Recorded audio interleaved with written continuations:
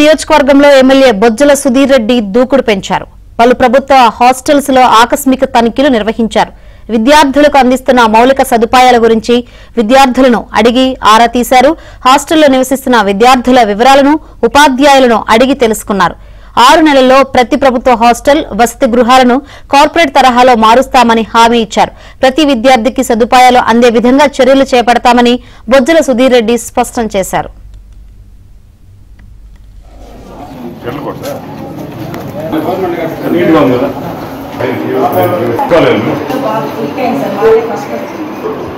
Privatise చేద్దాం అమ్ముకుందాం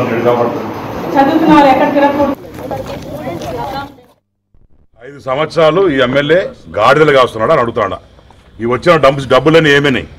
ఈ వచ్చిన ఎంఈఐఎల్ ఏదైతే మెగా కంపెనీ వాళ్ళు వచ్చేస్తే కాంపౌండ్ పోయింది, మున్సిపాలిటీ పోయింది. ఎన్ని సంవత్సరాలు పోయింది? 2 years కనీసం మున్సిపాలిటీ పని కూడా చేయలే. ఇంత 4 years మా అంతే 3 or 4 years వాట్ ఎవర్ ఏదో టైము మున్సిపాలిటీ పని కూడా చేయకుండా ఉంటే ఎంత దారుణమయ్యా. ఈ రోజు నుంచి ప్రెస్ వాళ్ళని కూడా రిక్వెస్ట్ చేస్తున్నా, ఎక్కడెక్కడ ఏమేమి బాగాలేదో వెళ్ళండి, తిరగండి, అప్డేట్ చేయండి. నేను వస్తా, చూస్తా, పని చేపిస్తా. గురించి నేను ఊరినే నాకు ఫస్ట్ టెంపుల్ ప్రక్షాళన అనుకున్నా, స్టార్ట్ చేసిన, మార్చినా చేసిన.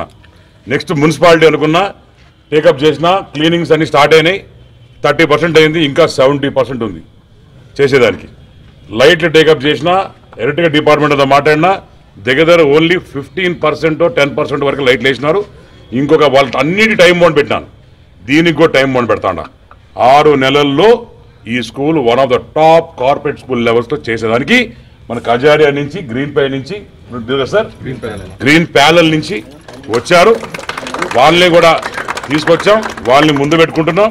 మేము కూడా చేతనైన సాయం చేస్తాం, గవర్నమెంట్ సైడ్ నుంచి మా సైడ్ నుంచి చేస్తాం.